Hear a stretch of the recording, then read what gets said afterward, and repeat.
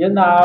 យើងចាប់ផ្ដើមមុនយើងបានរៀនទៅលើមេរៀន file ហើយយើងដឹងព័ត៌មានរបស់ file ឬក៏ delete file ឬក៏អីតែថ្ងៃនេះខ្ញុំនឹងបង្រៀនបញ្ចប់មេរៀន file ហ្នឹងដោយយើងអាច read ឬក៏ write ទិន្នន័យចូលទៅក្នុង file ណាអញ្ចឹងដើម្បី read ទិន្នន័យពី file អ្នកទាំងអស់គ្នាចាំបាច់ត្រូវប្រើខ្លះមួយឈ្មោះថា file input ពាក្យថា read ទិន្នន័យពី file នេះមិនថា file ហ្នឹងប្រភេទអីទេទោះបីជា file ឡើង MP3 file ឡើង AVI file ឡើងអីក៏ដោយឲ្យតែយើងត្រូវការ read អ្នកទាំងអស់គ្នាប្រើ file input តែពេលណាដែលយើង read file ពួកយើងគួរតែប្រើត្រឹមតែ file input stream គឺវាល្មមគ្រប់គ្រាន់ហើយតែអ្វីដែលយើងគួរប្រើនោះគឺពួកយើងគួរតែប្រើ buffer input stream buffer ស្អីគេ buffer គឺជាកន្លែងដែលបំរុងទុកឧទាហរណ៍ថាពួកយើងplay YouTube ពួកយើងពេលដែលចុច play ទៅយើងនឹងឃើញថាវាចាប់ដើមលើអ៊ីនធឺណិតយើងលឿនវាចាប់ដើមដល់ទៅយើងមុនហ្នឹងមែនទេហ្នឹងហើយអាហ្នឹងហើយគេហៅថា buffer ប្រសិនណាបើគ្មាន buffer នោះទេអ្នកទាំងអស់គ្នានឹងពិបាកប្រើណាត្រង់ថាអ៊ីនធឺណិតយើងពេលខ្លះវាលឿនពេលខ្លះវាយឺតអញ្ចឹងចាំពេលណាដែលវាលឿនវាដោនឡូតទៅយើងមុនទៅចាពេលណាដែលវាដាច់ក៏យើងនៅតែប្រើបានដែរដោយសារតែវាបានដោនឡូតទុកក្នុង buffer យើងហើយណាអញ្ចឹងការរៀបទិន្នន័យពី file ជាមិនផុតពីការប្រើ buffer ទេណាហ្នឹងហើយរៀបអីក៏ដោយក៏ត្រូវប្រើ buffer ដែរតែថ្ងៃនេះគឺខ្ញុំបង្រៀនអ្នកទាំងអស់គ្នាឲ្យអាចរៀបសាច់ file ទេបាទក្នុងករណីដែលយើងរៀបជាសាច់ file បាទពួកយើងអាចប្រើ scanner ណាហ្នឹងហើយតែអាខ្លះពីរខាងលើនេះគឺយើងរៀប file ប្រភេទអីក៏បានតែបើពេលយើងរៀបសាច់ file យើងអាចប្រើ scanner មួយទៀតឥឡូវឧទាហរណ៍ថាខ្ញុំត្រូវការ play file mp3 វិញអញ្ចឹងពួកយើងប្រើ file input stream buffer input stream តែ scanner នេះពួកយើងមិនប្រើហើយគឺយើងប្រើ player យើងប្រើអីយ៉ាងដែរណាហ្នឹងហើយតែជាមិនផុតពីប្រើអាពីរលើនេះទេណាអញ្ចឹងអាពីរលើនេះគេប្រើវាសម្រាប់រៀប file ប្រភេទតែនៅពេលណាដែលយើងរៀបសាច់ file គឺយើងប្រើ scanner ណាយើង scanner យើងអាចរៀបសាច់ file បានឥឡូវខ្ញុំនឹងតែកូនរបស់យើងតែម្ដងមិននិយាយច្រើនគាត់ថាទេ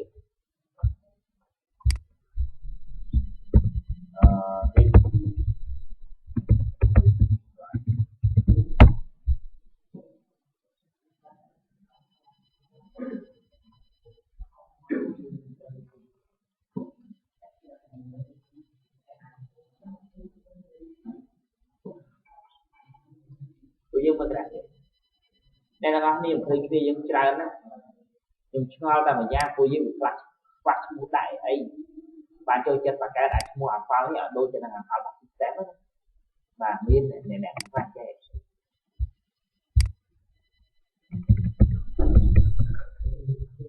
ការដែរនេះបានតែមានបញ្ហាមួយ project ហ្នឹងខ្លួនឯងមិនអាចប្រើជាលីបានទេពីព្រោះយើងបង្កើតខ្លះយើងឈ្មោះថាជាលីមែនទេហ្នឹងហើយយើងនៅមានតែវិធីមួយយើងបង្កើតឈ្មោះចុចឲ្យខ្ញុំចង់ប្រើបាននេះនៅមានវិធីសាស្ត្រប្រើបានតែគាត់អាវិធីសាស្ត្របាច់កម្មវេទនាហ្នឹងឯងអញ្ចឹងមិនគួរណាវាមិនខ្វះឈ្មោះអីទេសង្សារមកឪពុកដាក់ទៅវាខ្វះឈ្មោះណាស់អញ្ចឹងហ្នឹងហើយកុំដាក់ឈ្មោះឲ្យដូចទៅនឹងអាហ្វាល់របស់ system ហ្នឹងណាហ្នឹងហើយអញ្ចឹងពួកឯងណាពេលណាដែលពេលដែលយើងប្រើតែខ្ញុំបង្កើត object ចេញពីលីដែរតែខ្ញុំដោះទៅអត់មាន get select file view ដូចពួកឯងអានទៅមើលបញ្ចេញយើងទៅប្រកាសពីមានអាឈ្មោះអត់ហើយយ៉ាប់តែ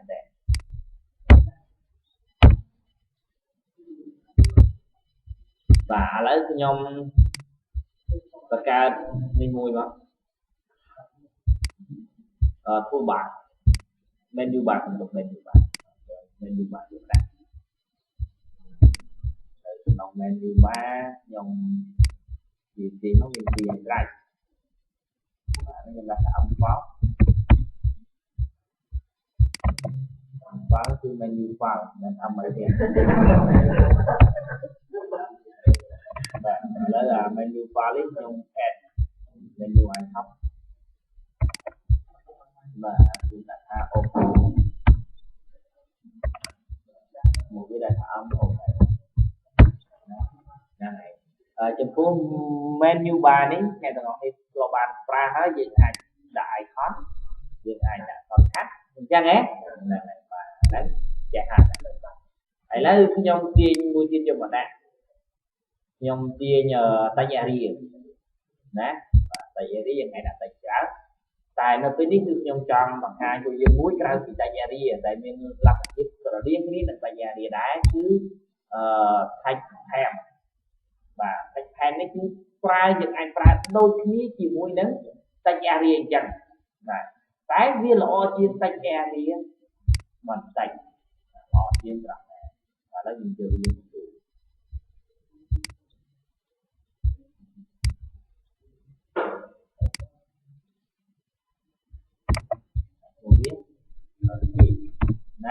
và tách thêm đó này dương a thôi cái ba này dương a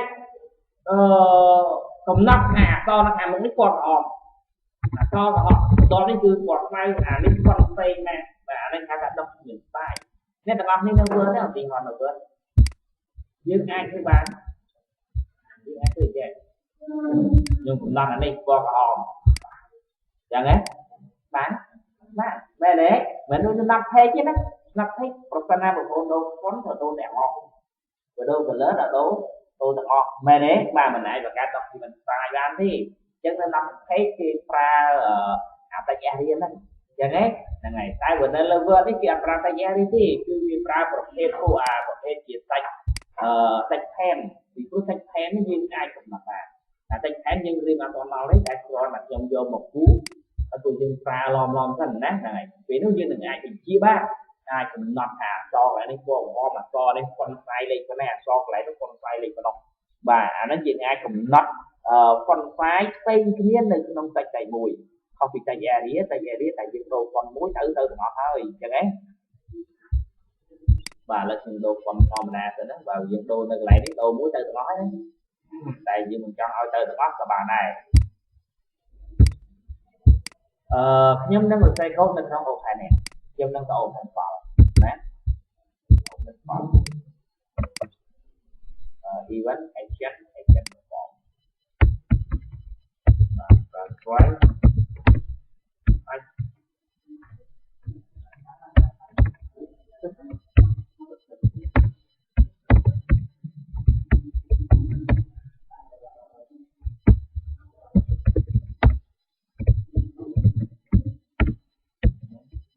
mà lên nhóm chặt đàm nhưng này nói này là ngọc thì qua là mỗi thu tháng chia qua chủ sở mà chia qua chủ sở x mà chia qua chủ sở chia qua chủ sở nhưng mà cái đấy thì cái này quan nó phải mà rồi tôi chỉ ô khăn đài lọc hoặc thế nào để click mà cái này not so open dialog đến cái chương nhóm đạo trên người làm phép bên này chạy nó phá từ viên muốn là gọi dừng bản open này nhé chạy khóa để open đường trên đi mau chân đấy và đường thành chân hay chơi open và chết ra cao open là nến chạy mau có nó nhắn cái này chi phao chủ sở từ display là bài lọc mình trên màu đặt bài lọc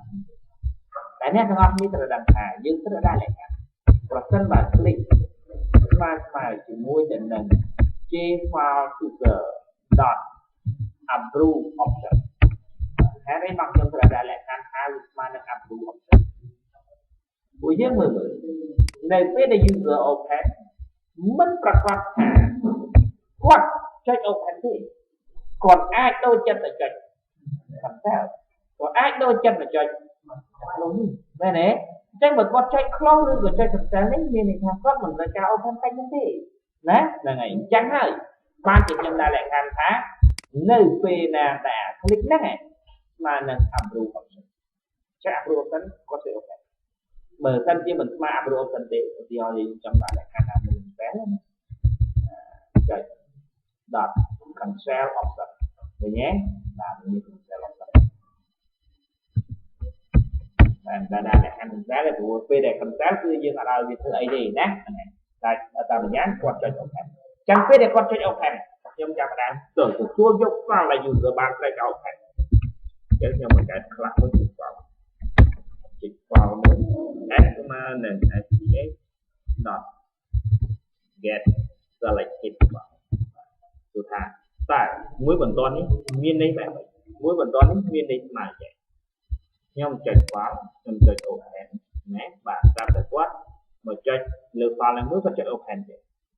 ពេលដែលគាត់ចុច open ក្នុងមកភ្លាមបាទ file ដែលគាត់បាន select មិញត្រូវបានបញ្ជូនមកឲ្យគាត់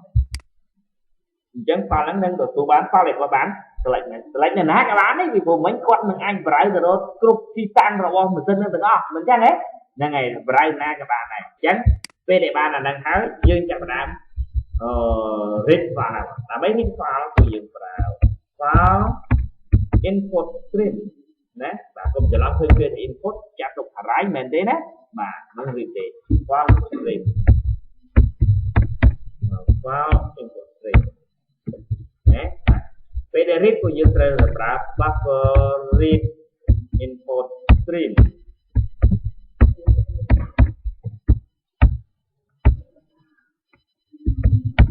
គឺប្រើតគ្នាទេបាទ file input stream ត្រូវការ object file ហើយ buffer input stream ត្រូវការ object file input stream ណាឥឡូវយើងបានអាហ្នឹងហើយបើសិនជាអាខ្លះហ្នឹងយើងត្រូវការ read ជា delay ឬជា video យើងប្រើខ្លះ player ខ្លះយ៉ាងទៅតែឥឡូវយើងត្រូវការ read ជា text file បើ read ជា text file ពួកយើងត្រូវប្រើ scanner គឺយើងធ្លាប់ប្រើ scanner រដល់មកចូលទៅនៃ keyboard តែឥឡូវពេលនេះយើងអាចឲ្យវា read ទៅនៃបាន scanner XT ស្មើនឹង scanner បាទនេះយើងប្រើ system.in អញ្ចឹងណាបាទឥឡូវអត់ប្រើហ្នឹងទេណាបាទយើង read file ទៅខ្ញុំចាប់តាម declare មួយ string XT ស្មើនឹងណាយើងប្រើ wow ដើម្បី return នៃ wow SPA PH ស្មើ PH CST ស្មើទៅនឹង S next បើវាមានទិន្នន័យបន្ទាប់មក XP បូកស្មើទៅនឹង C dot next line អញ្ចឹងវានឹងព្យាយាមរឹតម្ដងមួយ line ចេញពី file ឬមួយ line នេះបូកតជាមួយនឹង XP នេះទៅអញ្ចឹង XP នេះជាទិន្នន័យជា string ទាំងមូលនៃ file ដែល user បានសម្រេចយើងយក string ទាំងមូលនឹងបានហើយយកបោះចូលក្នុង TT ដល់តែណាឥឡូវចាំមើលយើងនឹងទទួលបានអីគេ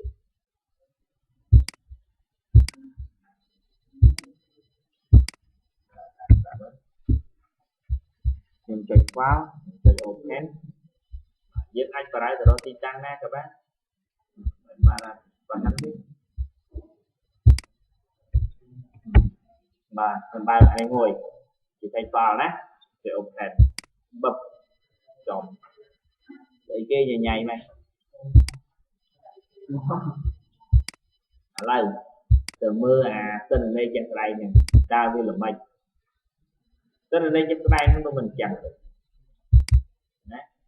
ពួកយើងត្រូវចង់ចាំថាយើងវិញរៀបមួយឡាញតែពេលដែលយើងរៀបមួយឡាញនេះកូដយើងមានបានឲ្យវាចុះបន្តណាយើងបូកតគ្នាអញ្ចឹងវានឹងយកអាមួយឡាញហ្នឹងតគ្នាឲ្យយើងចឹងហើយបានណាមកឃើញមកដូចគួរចឹងហ្នឹងហើយឥឡូវយើងត្រូវឲ្យវាចុះបន្តណ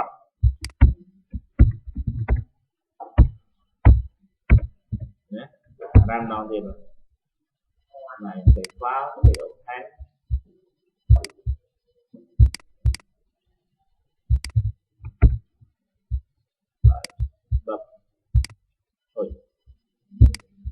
អ្នកទាំងអស់គ្នាយើងនឹងអាចបើក text file បាទបើកម្មវិធីដូច knock page អញ្ចឹងណាបាទទិន្នន័យនេះគឺដូចអាមិញណាហ្នឹងអញ្ចឹងយើងពិតជាអាចរៀប text file បានណា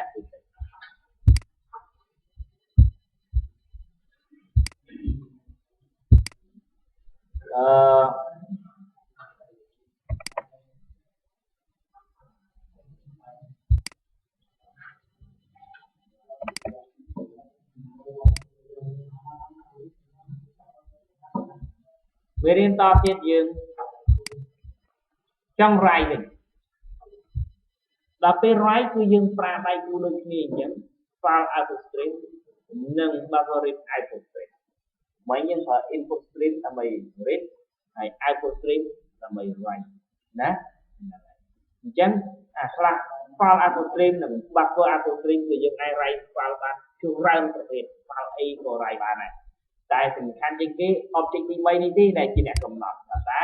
យើងត្រូវការ write ប្រភេទជា text ឬក៏ write ប្រភេទជា video ឬក៏ជាសំឡេងណាបើវាជា text យើងប្រើ print stream អញ្ចឹងដែរបាទអញ្ចឹងខ្លះមួយនេះគឺយើងត្រូវការ write ទៅនឹងចូលទៅក្នុង file ណាបាទ print stream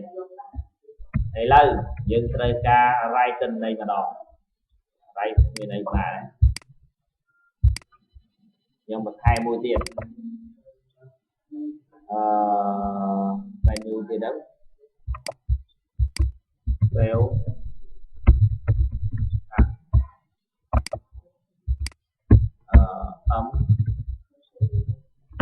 save ណាបាទចូលក្នុង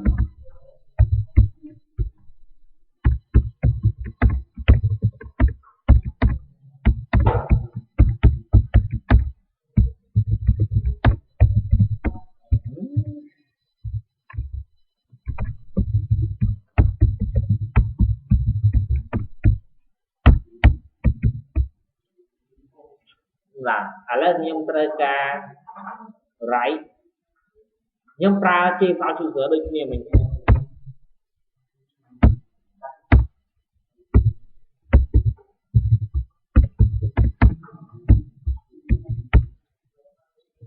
បាទ JFile Chooser មានconstructor បាទជា constructor ណាមាន constructor ច្រើនតែ constructor ទាំងអស់នោះអ្នកទាំងអស់គ្នាអាចកំណត់នៅ current directory បានកំណត់នៅ current directory មិន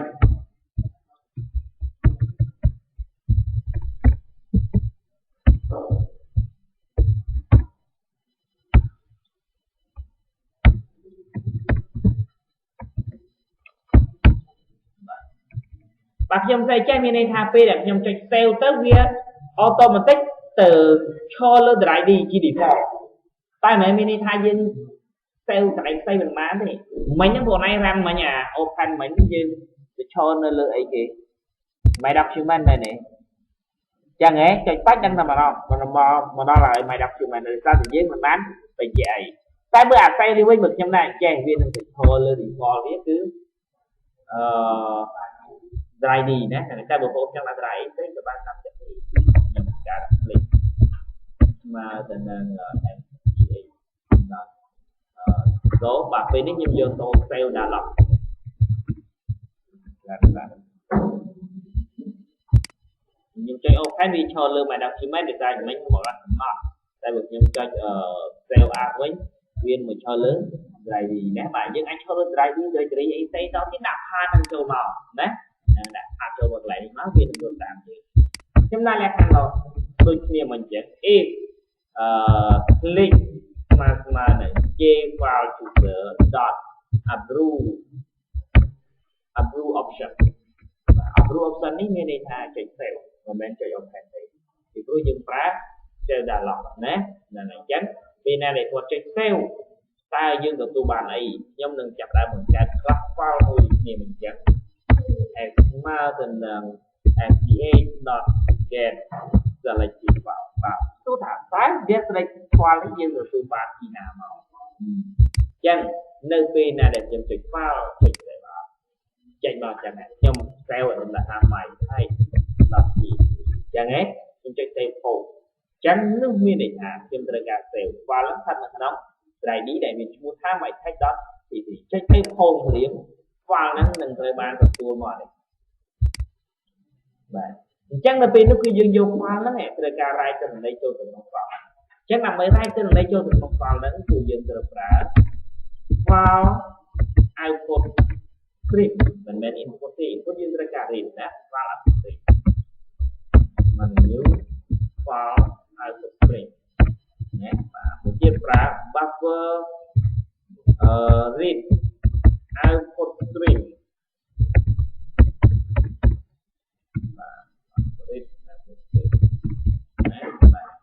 យើងត្រូវការ write ជា text ព្រោះយើងប្រើ print string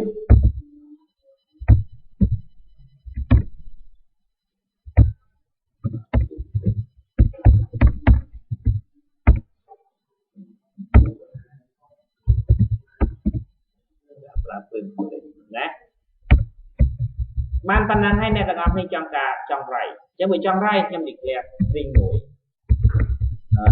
ទទួលពី tt.get ហើយយកទិន្នន័យពីអតិថិជនឡើងមកពី text area ហ្នឹងមកពីអតិថិជនហ្នឹងមកហើយយកវាយកមករៃយក t.write print មក print យ៉ាងដាក់ទៅមើលបាទខ្ញុំដាក់នេះដាក់អត្ថបទចូល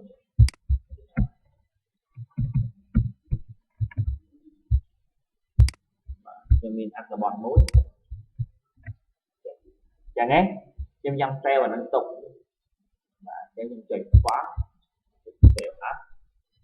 បាទហើយខ្ញុំ save ដាក់លើ desktop ថា my text.pt យ៉ាងហ្នឹង text.pt បបជាប់ហើយទៅមើលវិញ my text នេះចេញមកមែនទេហ្នឹងហើយបាទតែបើកមើលចំក្រុម type អត់មានទៅទីអត់មានទិន្នន័យ link ចឹងហ្នឹងហើយបាទមូលហេតុពួកយើងត្រូវចង់ចាំថាអ្នកទាំងអស់គ្នាសរសេរកូដមិញគឺคลิกបន្តិចពេលណាដែលយើង write ទិន្នន័យចូលក្នុង file ចប់អ្នកទាំងអស់គ្នាត្រូវ close file នឹងវិញដាច់ខាត open មិញពួកយើងប្រើ close បានដូចគ្នាតែ open យើង click close មិនបញ្ហាទេតែប្រសិនបើ save ពួកយើង click close គឺវារឿងខាតបាទហើយ close ហ្នឹងគួរតែ close ពីក្រោមឡើងទៅលើវិញពួកយើងចាំបាច់ត្រូវ close print string ហើយ buffer auto string ហើយនឹង file auto string ហើយនេះបានត្រូវ close ពីក្រោមឡើងទៅលើពីព្រោះ print string អាចដំណើរការបានលុះត្រាតែមាន buffer auto string យ៉ាងហ្នឹងបាទអញ្ចឹងបើយើង close file auto string មុនអញ្ចឹងវានឹងមានបញ្ហាទៅជាមួយនឹង buffer ហើយពេលដែល buffer មានបញ្ហាវានឹងមានបញ្ហាជាមួយនឹង print string អញ្ចឹងបើយើង close print string អត់មានជីក្បាលមួយណាទាំងអស់យើងនឹងទៅ close buffer ហើយយើងនឹងទៅ close file auto string ណាអញ្ចឹង close គួរតែចូលតាមបំណាន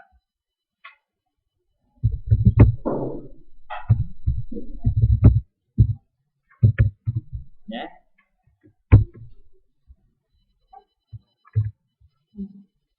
file ចេញ save បានដាក់មក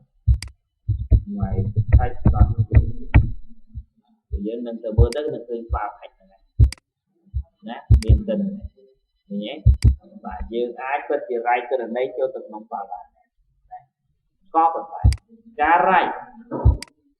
យើងអាច write បានច្រើនយ៉ាងនេះអាកន្លែង file auto string ហ្នឹងវាមាន constructor ជាច្រើនដែលអាចបញ្ជាយើងជាពិសេសគេប្រើពីនេះប្រើពីយើងអាចប្រាប់វាថាយើងត្រូវការ write បន្តអ្ហ្មិច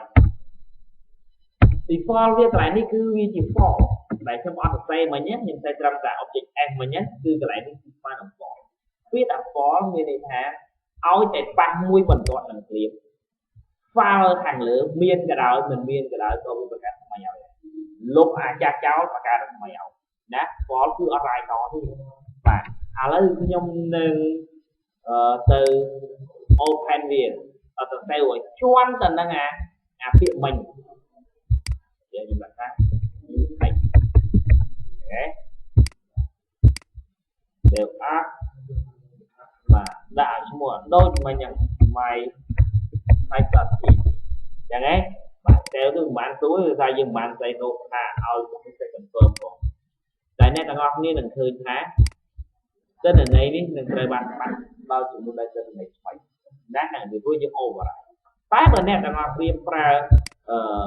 true នៅកន្លែងនេះវិញណាប្រើ true នៅកន្លែងនេះវិញបើប្រើ true នៅកន្លែងនេះនោះមានន័យថាវានឹង write បន្តប្រសិនណាបើជាន់គ្នាខ្ញុំឧទាហរណ៍ខ្ញុំទៅឲ្យទីតិចចឹងហ៎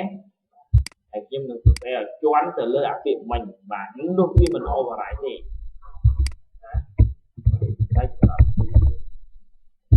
បាទ save ទៅតែទាំងអស់គ្នាយើងនឹងឃើញថា new text ក៏ឃើញ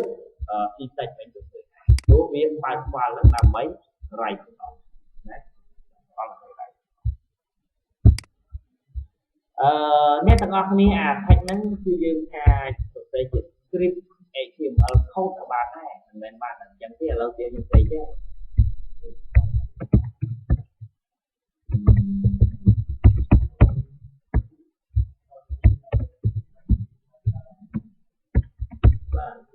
dương ăn trong ở nắp thấy dương ở program dương đấy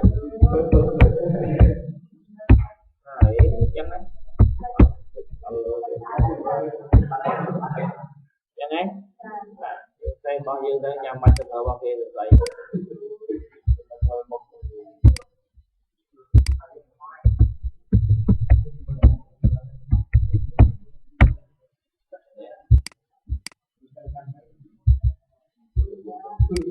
mà này mà ngoài ra nó một vài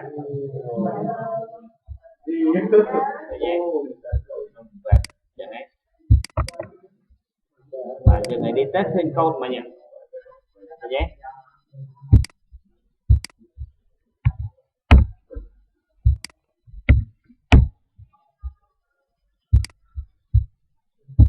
bà chẳng dương phân chỉ ai hết rư gọi hai thành phạt bà đo tiền đã mấy rai tên này cho pháo tập hệ chỉ thành pháo của dân ai pra tham một thiết cứ pháo writer pháo writer này cứ nghi chừng là mấy người ta tại dân pra trâm tại khác object pháo nâng pháo writer nâng đó cứ dân ai rai bà bây giờ thì họ nhanh lại chẳng ấy là sẽ có đôi khi mà nhận bạn mình có vì dân ai rai chỉ thạch bà tháo à lớn nhưng ta ca rai chỉ record thôi mà đó cái chùm non muốn cứ database mình cái là mình từ luôn từ địa cứ kịp ra file và mình tục nơi report dân phát chỉ ai rai thạch mảnh tục tình này được nghe và dân bắt tới mặt là to châu tới miền ID miền Nam miền Chester miền Atlanta trên ba được nghe về đấy là ngày được ta bước ba được nghe có phần phải phần nam bởi dân ra chỉ thạch file mảnh ok cái này ai đang thạch file mới thôi dân mảnh như mình ra thạch châu ai tao mới dân bạn mưa ta mặc hay tới mưa thử chẳng ấy là này ta nó bên này nhưng mà ra chỉ record file bà bởi ra chỉ ở trên file cái như này tha miên program á ba mưa bán try thì program như thế có thể chỉ ở trên file đó bà thì họ đã được trên file ở PhD và Photoshop còn nãy mình ra đặt program Photoshop từ anh này chẳng ấy là ngày lớp được như chẳng gì tất cả nó trên file chẳng nhưng ra cả lúc ra là program dưới từ anh này và mình ai ra program tới tới được mưa khơi nhà từ này này thì là thấy cái ở phần thêm thì ở trên file nhưng thật ra ơi là nóត្រូវ implement ជាមួយនឹង real life បាទឥឡូវខ្ញុំនឹងសេកូដមួយដើម្បី write ជា file ចូល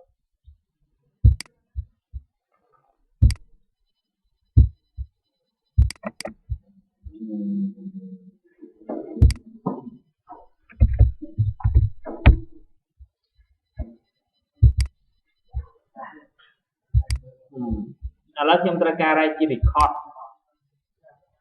ត្រូវការ write ជា record អញ្ចឹងវាត្រូវមាន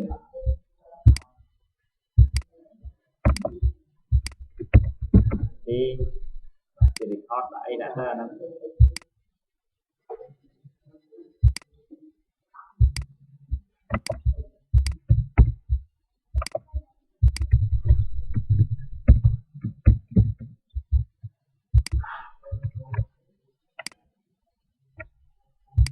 បាទយើងត្រូវកាត់ទុក record ដើម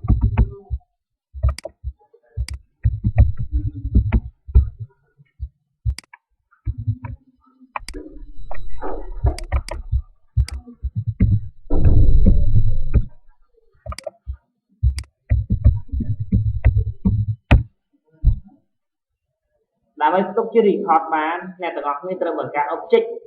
តែពេលដែលបង្កើត object យើងចាំបាច់ត្រូវបង្កើត class មួយដែលមាន field ដោយអ្វីដែលយើងចង់បានបាទ class data គឺយើងនឹងដាក់ឈ្មោះអីក៏បានចាំបាច់ត្រូវដាក់ data អញ្ចឹងទេណាបាទឈ្មោះអីក៏បានដែរយើងត្រូវការ ID មែនទេ private in ID private string private stringចាបាទខ្ញុំដាក់ private អញ្ចឹងដើម្បីការពារទិន្នន័យនេះមិនឲ្យគេ hack បានទេណាបាទឥឡូវយើងបង្កើត constructor អញ្ចឹងហ៎បាទ chín này cái tầm bố trai vừa qua private đấy đâu bà lấy bữa đi vì chơi private chẳng kia là mình ai vô tình đấy đang mang tại vì dân do kia vô bán dân rồi vô bán là nó riêng dân từ pra tam là giá encapsulation nó chăm mà này nè encapsulation thì nó dương lên một cái resort gas resort set nát là ngày trắng kia thằng ngọc niết kia thằng ai resort gas resort set tại gas thằng set này cứ chỉ resort là mình chỉ vài bộ thì các người rủ nó bị chặt vào vậy chứ trắng dương viên resort gas resort set trắng dương ai thì do tình đây chị ai đi ta bây giờ resort gas dương ai bị tin đây tao ai đi ta bây giờ resort set nè này trắng dương ai bằng cách object bạn tạiខ្ញុំត្រូវការ right record ចូលក្នុង file ឥឡូវខ្ញុំបង្កើត button មួយ save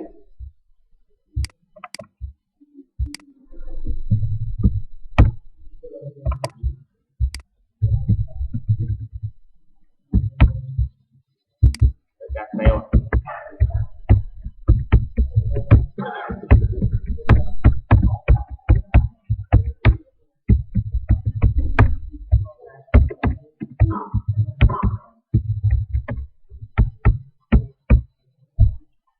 បាទ save ខ្ញុំបង្កើត file មួយ x man new បាទ file ខ្ញុំដាក់ឈ្មោះអីក៏បានបាទខ្ញុំដាក់ឈ្មោះ data.tv extension នេះបងប្អូនដាក់ឈ្មោះអីបានអញ្ចឹងណាបាទទោះបីជាយើងដាក់ឈ្មោះអីក៏ដោយក៏គេមិនអាច edit មើលបានតែទោះបីជាយើងដាក់ PHP ក៏ដោយក៏គេមិនអាច edit មើលបានបាទណាហ្នឹងហើយគឺយើងធ្វើតាមរបៀបហ្នឹងទៅទិន្នន័យយើងវា security ពីព្រោះបងប្អូននឹងសេ program ពេលដែលបើកទិន្នន័យនឹងមើលគឺត្រូវតែមាន password ត្រូវតែមានអីហើយបើគេមិនបើកតាម program យើងគេទៅ edit អា file ឡើងមើលមិនបាច់មាន password រឿងមែនទេហ្នឹងហើយបាទអញ្ចឹង file នោះខ្ញុំនឹងធានាថាមិនអាចគេបើកមើលបានបើយើងតែអត់មានផានអញ្ចឹង file នោះវានឹងធ្លាក់ចូលទៅក្នុង project របស់ពួកយើងតែម្ដងJava បាទdata.tv អត់មានទេអញ្ចឹងហ៎បាទអត់មានទេតែទីទៀតវានឹងមានហើយនៅពេលណាដែលយើងប្រើ file output stream អញ្ចឹងហ៎បាទប្រើ file output stream តែមួយបន្ទាប់ប៉ុណ្ណឹងវានឹងបង្កើត file ឡើងឲ្យយើងមាននៅពេលណាដែលវា execute ចប់មួយបន្ទាប់នេះបាទតែពេលដែលប្រើ file output stream ហើយអ្នកទាំងអស់គ្នាកុំភ្លេចប្រើ buffer buffer វាអត់មានផលប្រយោជន៍អីទេតែមានផលប្រយោជន៍ត្រង់ថាវាជួយសម្រួលអាការងារហ្នឹង buffer in output stream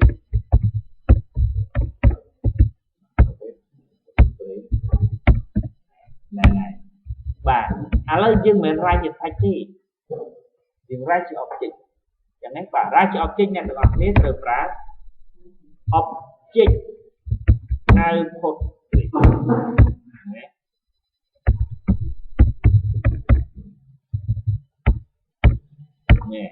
យើងអត់មានប្រើ print stream មិញទេ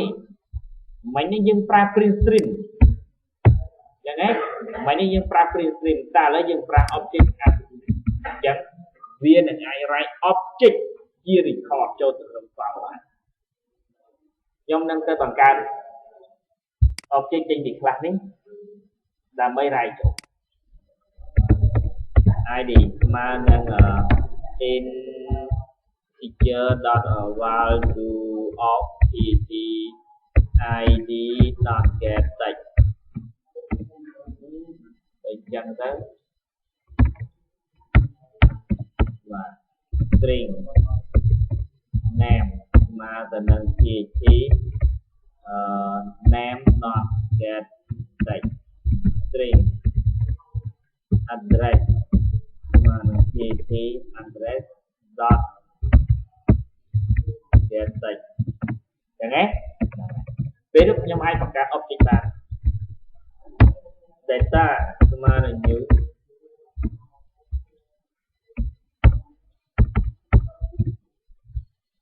នេះមិន object មែនទេបាទពេល object ហ្នឹងគឺយើងអាចទទួលយក get id បាទ get name get address តែខ្ញុំមិនត្រូវការ write id នេះចូលទេ bà phố ra ID ra name đi chốt kia được bao qua lắm mưa thưa nha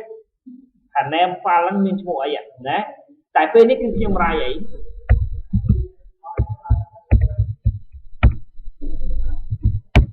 rải mùi object đi chỗ mà chắc như bóc muối object trong chỗ bóc muối thì khó đâu đã viêm cột vào chị close việc đặt click close on tiêu chỗ đến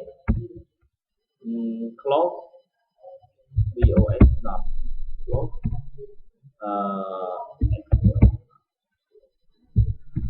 tại complex object đã ai write cho từ nông file mà lưu tra tại object nó cao trên thì class sẽ lại đãត្រូវបាន implement ជាមួយទៅនឹង serial line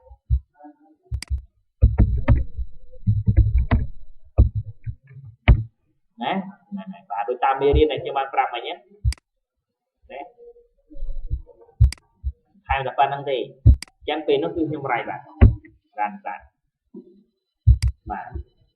ID ទី1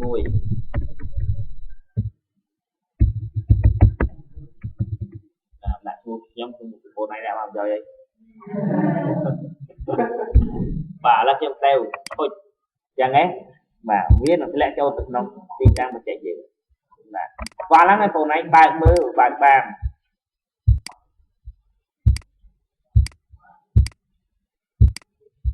បាទមីនេះបើកដល់បានមើលយល់អត់យល់ទេមែនទេបាទមើលអត់យល់ទេទិន្នន័យហ្នឹងគឺពួកណៃមើលមិនយល់ទេអញ្ចឹងខ្ញុំនឹងប្រើ program យើងទៅ read file ឡើងមកវិញអញ្ចឹងហ៎អញ្ចឹងមានតែ program យើងទេទើបអាច read text file ឡើងមកវិញបានបាទ read object file ឡើងមកវិញបានអញ្ចឹងហើយបានជាវចនានុក្រមអីអស់គេនេះពួកយើងឃើញមាន text មានអីមានបកអីក៏គេ write ជា text file ចូលដែរតែគ្រាន់តែថាគេ write ជា object file ដើម្បីកុំឲ្យគេដឹងថាfile មួយណាដែលជាដែលដើម្បីរបស់គេនោះអញ្ចឹងហ៎ប្រសិនណាបើយើង write ជា text ឲ្យគេមើលឃើញបានគេនឹង copy អត្ថបទហ្នឹងយកទៅធ្វើ program មួយផ្សេងទៀតបានហើយឧទាហរណ៍ថាវចនានុក្រមបានតែ copy បាក់ជាងគេមួយ error ពាក្យដាក់បានច្រើនអញ្ចឹងហ៎ហ្នឹងហើយអញ្ចឹងគេត្រូវតែទុកអាហ្នឹងណាជា object file ហ្នឹងដើម្បីកុំឲ្យ program ផ្សេងទៅវា program គេបានឥឡូវខ្ញុំត្រូវការ object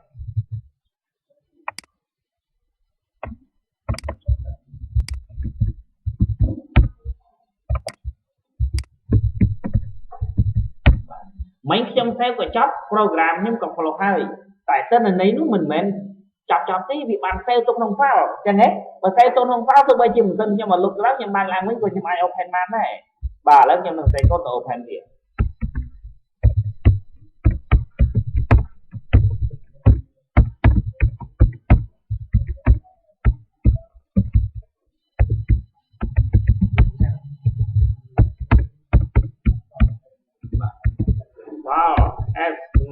new file vào mấy cuối data.db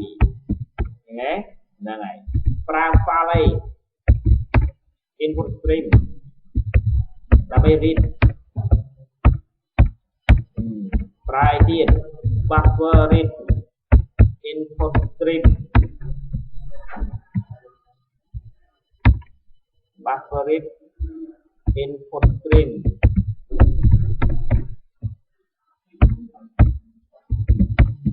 nè bà ai mà to mà tiên dương pra object ở đâu tại dương pra object input stream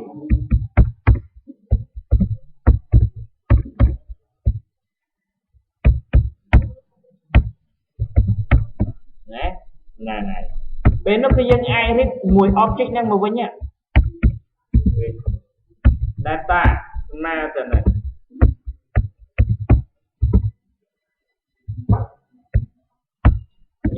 những ai read object mùi record nó sẽ lọt vào mình mà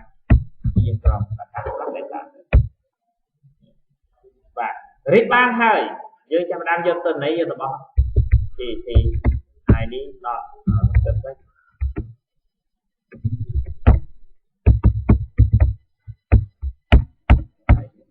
thì ném đó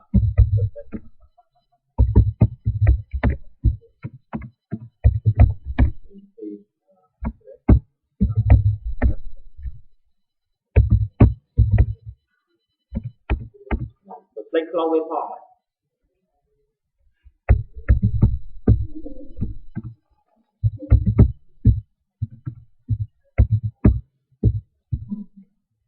យើងឡើងស្ដាប់ណាខ្ញុំអបថាមួយឃើញទេបាទខ្ញុំអាច write មួយ record ចូលក៏ខ្ញុំអាច read មួយ record ចេញជាមួយដែរតែក៏ខ្ញុំthấyថាប៉ុណ្ណឹងខ្ញុំអាច write បានតែមួយ record read មួយ record ចូលខ្ញុំត្រូវការ write ច្រើន record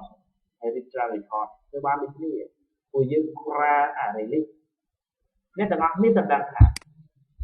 នៅពេលដែលយើង write យើង write អាច write មួយ object ចូលក្នុង file មួយបាននេះ write មួយ object ចូលក្នុង file បានអញ្ចឹងក៏យើងអាច write មួយ object នៃ class release ចូលក្នុង file បានដូចគ្នា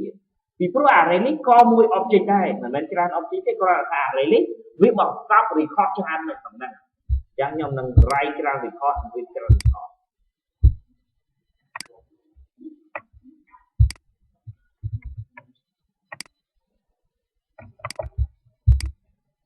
S ណាយើងប្រើ release ចាំបានទេ release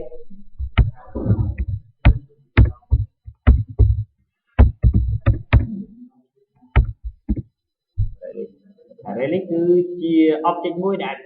ទុកទៅនៃច្រើន record ដោយមិនចាំបាច់កំណត់ចំនួនទៀតជាមុនអញ្ចឹងទេបាទឥឡូវ add ទៅនៃចូលក្នុង release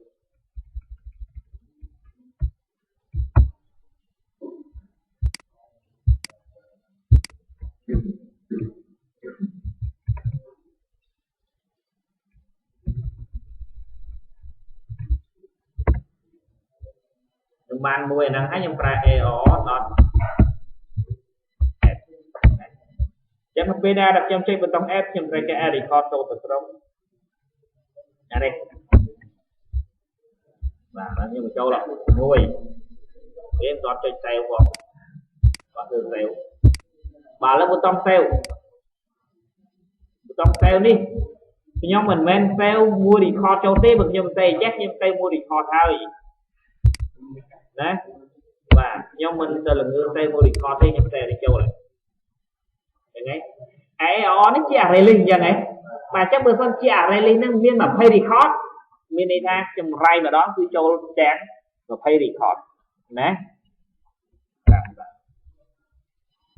មួយ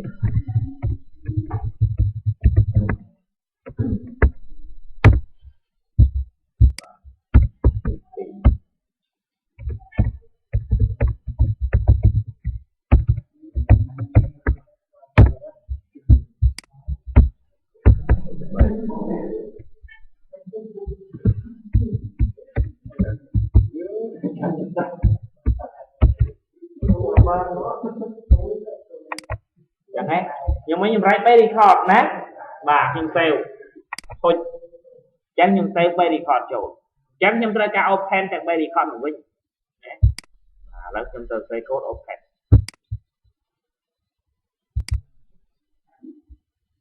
ពួកយើងគួរតែមក display វានៅលើអា table នេះតែតាមមកដល់ពេលនេះអា table នេះក៏នៅមិនទាន់រៀនដែរណាហ្នឹងឥឡូវយើងប្រើអា text នេះដើម្បីឲ្យ output ធម្មតាទៅ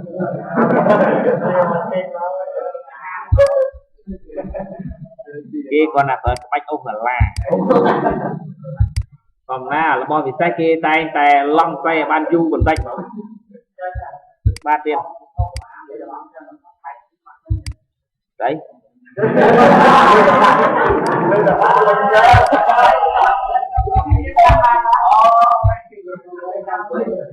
ថ្ងៃសង្ខែលាក់មួយថ្ងៃជាប់បា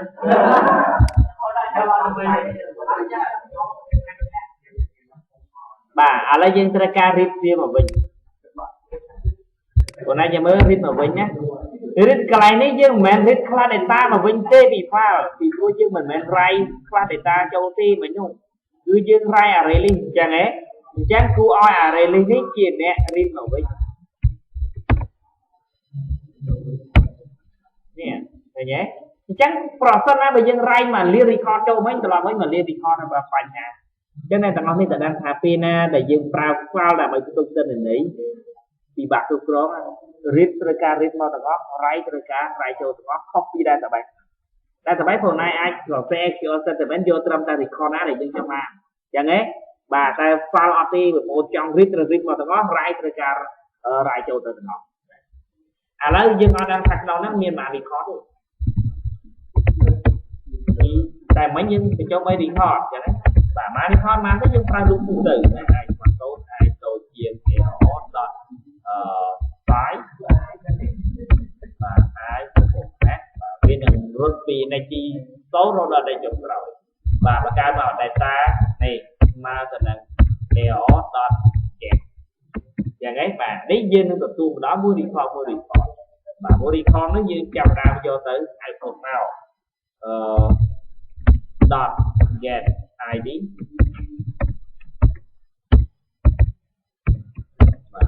បាទ .get name .get address ហើយដាក់ចូលបន្តទៅបា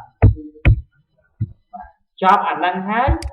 យើងបានមួយ record ហ្នឹងហើយយើងទៅបោះចូលក្នុង php.static ហ្នឹងបាទបានទៅបាទខ្ញុំ open 3 record ហ្នឹងត្រឡប់មកវិញណែនេះបាទធម្មតាយើងរាយជា text ចឹងវាអត់មាន row មាន column អញ្ចឹងអាការ output នេះវាមិនបានស្អាតដូចជា table ទេមែនទេអញ្ចឹងកន្លែងនេះសល់បញ្ជាក់ឃើញថាយើងពិតជាអាច read និង write 3 record បានតែអ្នកទាំងអស់គ្នាមិនអាចមកបើកអា file នេះមើលដោយផ្ទាល់ឃើញ3 record ហ្នឹងទេមើលមិនក៏មើលមិនយល់ដែរណាបាទក្នុងនេះគឺពិតជាមាន3 record តែ3 record ខ្លួនឯងនេះមើលវាថាបាយជាអីនេះហ្នឹងហើយបាទយើងអាចមើលយល់បានខ្លះៗដែរណា